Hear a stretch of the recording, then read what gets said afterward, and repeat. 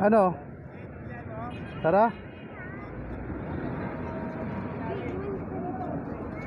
Ito sila yung mag-ina na isasakay natin. Saka magpapatid.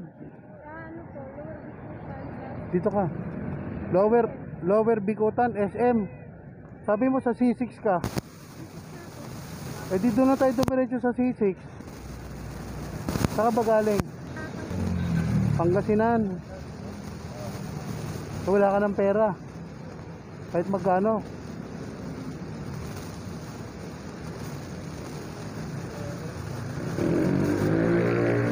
Kawawa naman to. Aba ginagawa siya ng asawa mo?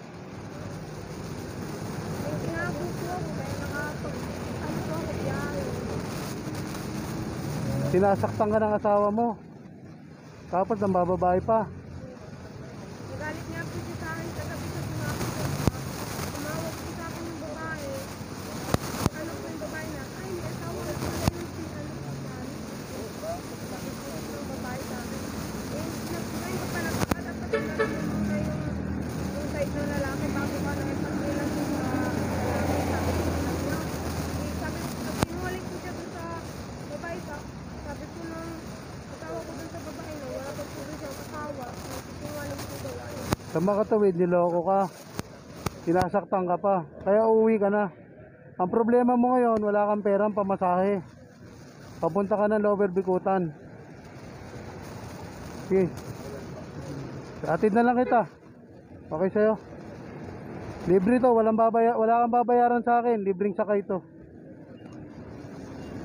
Ngayon yung anak mo, lagyan mo na lang ng pandong sa ulo para mamaya pag nasa likod hindi siya mainitan, ha? Tara.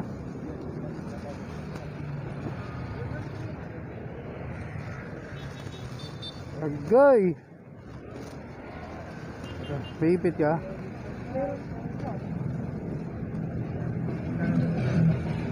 Tignan lang si ate. Kunin mo na yung baryo para may pera ka.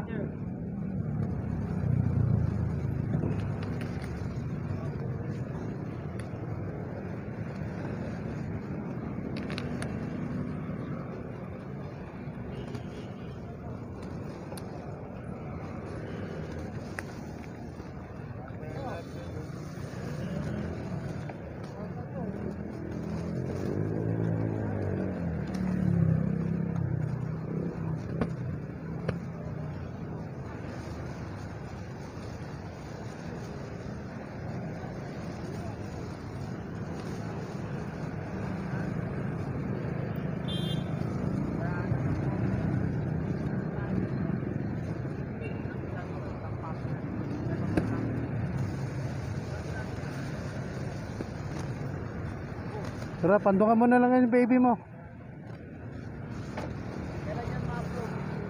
Bukas. Salamat po. Pandungan mo yung baby mo.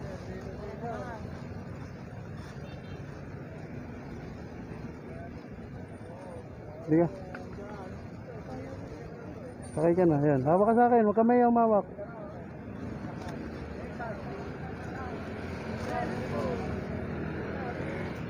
Salamat sa inyo ha. Yung mga nagbigay ng pera sa kanya, salamat ha. Sige, salamat din. Pare, katid ko muna to.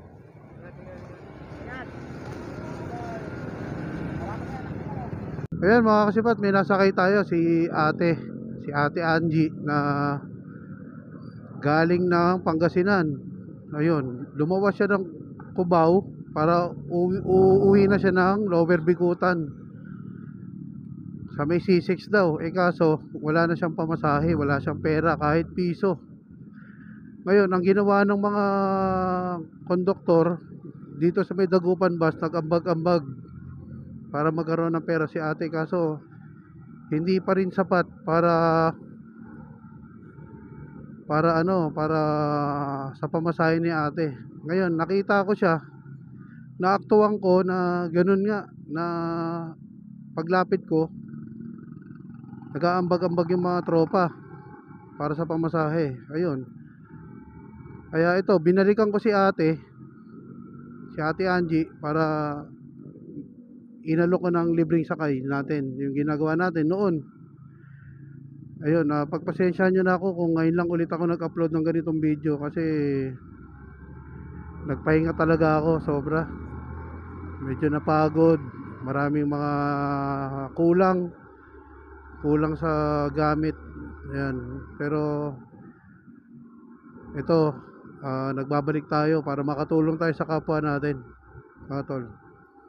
Hatid natin si Ate Angie sa C6, sa Lower Bikutan daw. Ayan, wala siyang sinabing exact na address, kaya babaybayin ko na lang yung C6. Sabi ko ituro niya na lang kung saan siya banda ron. Yun nga, may kasama pang bata. Napakadelikado nito kasi baka mahuli tayo, pero bahala na si Lord. Basta tumutulong naman tayo sa kapwa natin eh. Alright. Kaya mga tol, balikan ko na lang kayo pag malapit na kami doon sa C6 kasi medyo malayo itong babiyahin namin. Napakainit pa, sobra. Ayan. Balikan ko na lang kayo maya maya tol para ma-save din natin yung battery ng ano natin, camera. Right. Balik tayo doon. May nakita ka? Kamag-anak mo?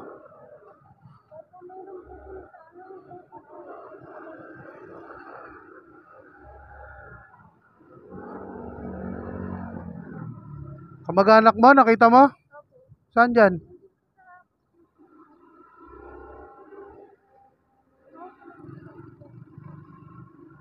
Saan?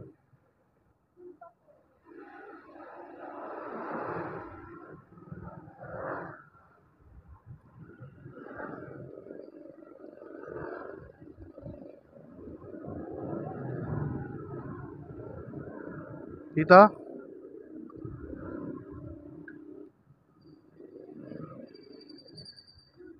Saan?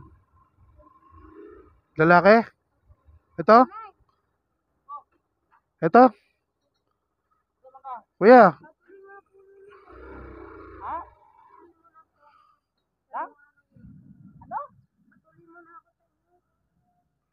Kuya? Nasakay ko sa Cubao, wala na siyang pera, wala siyang pamasahe.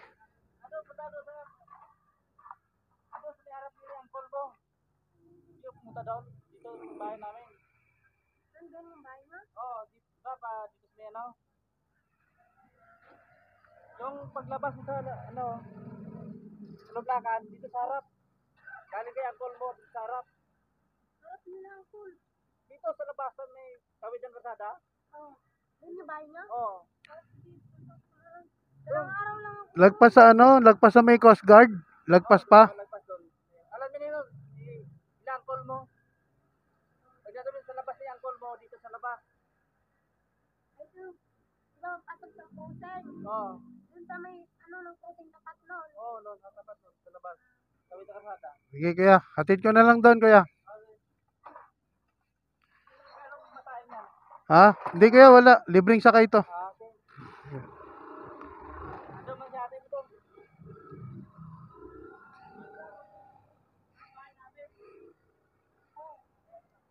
Tanda naman yan, no?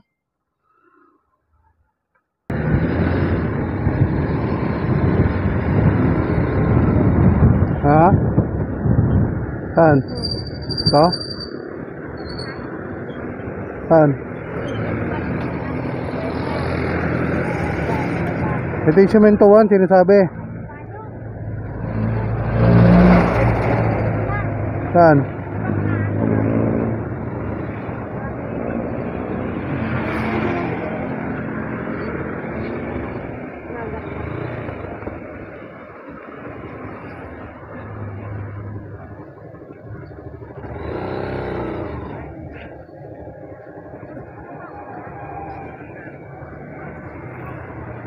Ha?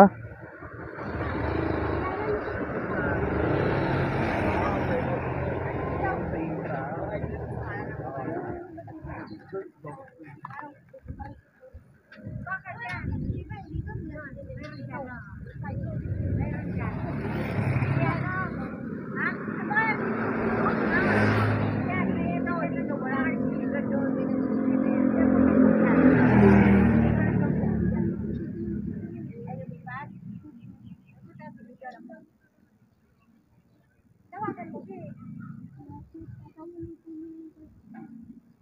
Hirapan na yan. Nakapang ka dyan. Tanong mo dyan. Sayang ano, babae. Kaya kuya pupunta ako. Oo, kaya dyan. Itong side na to, yung may kulay green na gate. May nag-deliver yung isang bahay. Deliver daw ng At ikaw? asin? Oo. Ginawa niyo yan? Hindi. Doon may nag-deliver doon. Pero dito wala. Ay kung naglipat, hindi kayo ang tanong doon. Para may ito.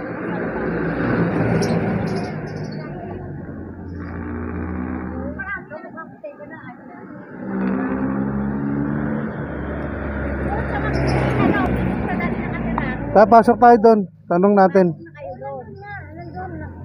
May bata. Ito lang mo. Ito lang.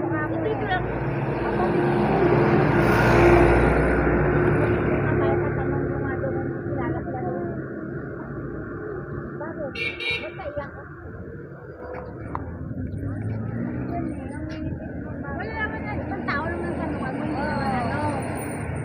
Di-deliver dito. Kukuhin dun eh. Ay, ito. Ano mo pagkakita ka? Wala na wala kung ang baka. Hindi mainit.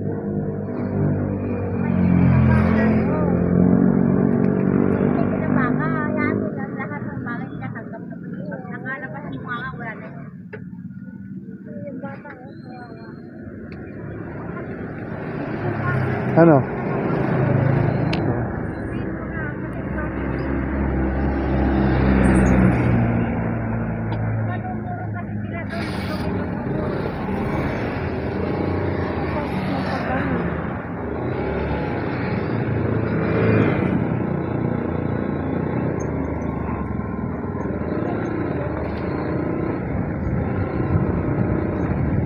Nagdi-deliver ng asin? Hindi po, para si Kuya din. Kunin ko ako yung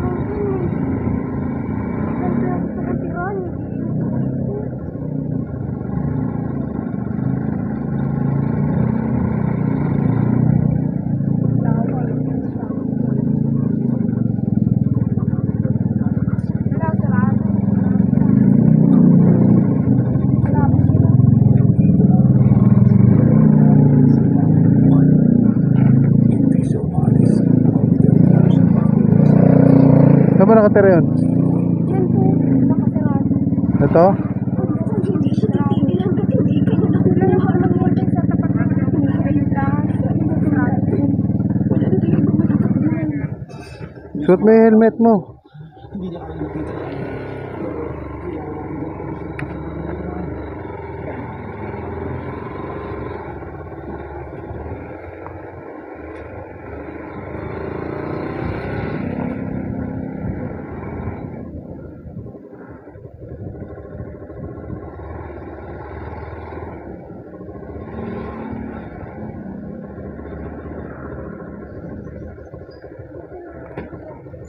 Ha? Sila nakatira ngayon. Sabi sa ano, tawid sa kalsada. Tingnan niya po natin.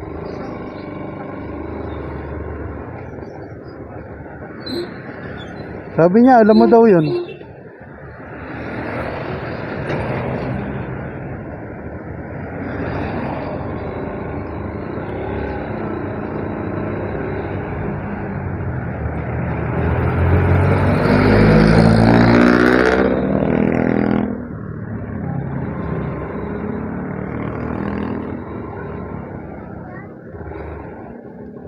Wala po ako mag-isip dito. Tindahan ka na lang.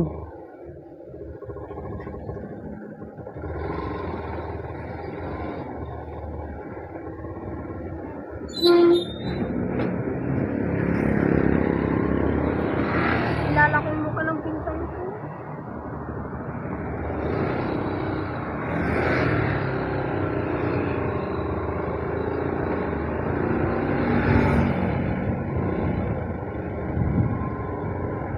Pero yung chewing mo, taga dito. Ayaw mo lang puntahan.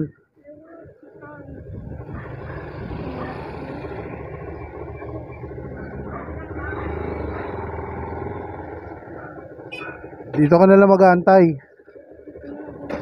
Okay.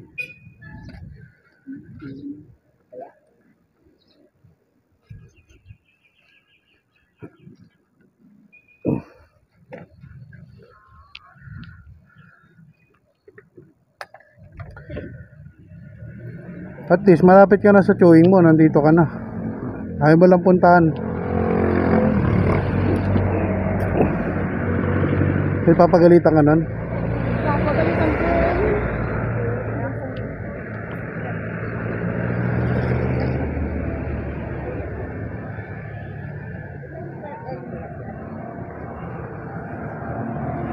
Ito na bag mo.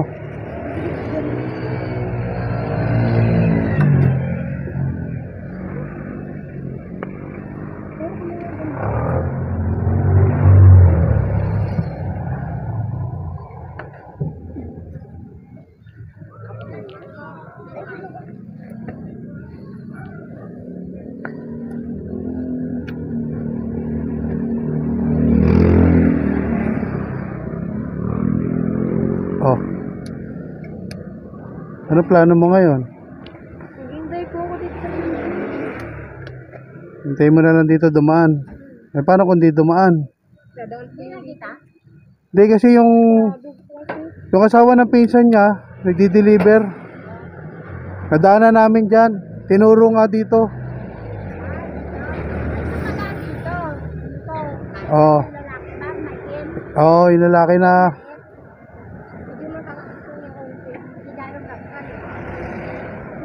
parang may katawan. Sabi niyo po, dito po daw sa bandang pag tumawid ka po, nandito po daw pinsan ko. Sabi niyo.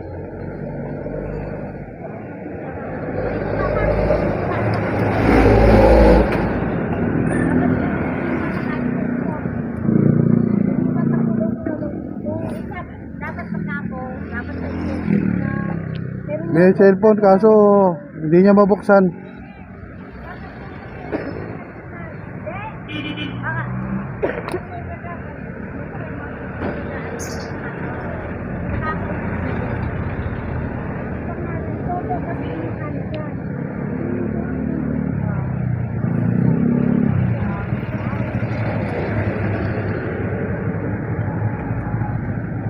Ano, okay ka na dito?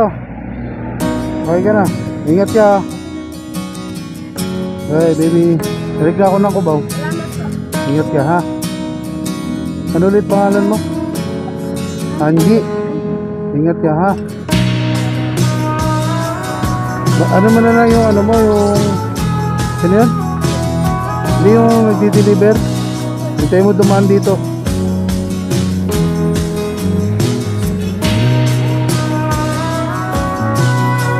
Pag nadaan ako doon, sabihan ko na lang nandito ka sa tindahan. Okay, bye bye. Oh.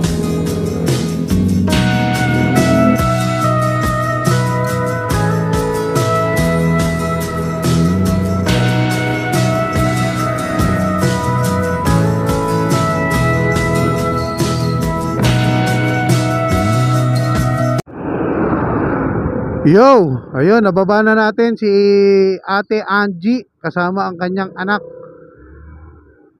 Ayun, natin natin sa may Lower Bikutan papuntang C6. Yun yung way papuntang C6, no? Ayun, napagtanto-tanto ko na yung mga istorya ni Ate, napagtanto ko na, napagduktong-duktong ko na. Unang-una nung nasakay ko si Ate, wala, tinanong ko siya kung meron siyang pera. Sabi niya wala daw siyang pera. Kasi nga daw biglaan lang daw yung luwas niya. Kasi dahil sa iniwanan niya yung asawa niya, yung kinakasama niya, kasi ang ginagawa ng kinakasama niya, nang bababae na, nang bubugbog pa. Yun, asawa kayo, tapos aanakan nyo, tapos bubugbugin nyo. Kaya sa mga lalaki dyan, huwag kayo nananakit ng mga asawa. Mahalin nyo ang mga asawa nyo. Ngayon, last money, sumakay ng Dagupan Bus Terminal.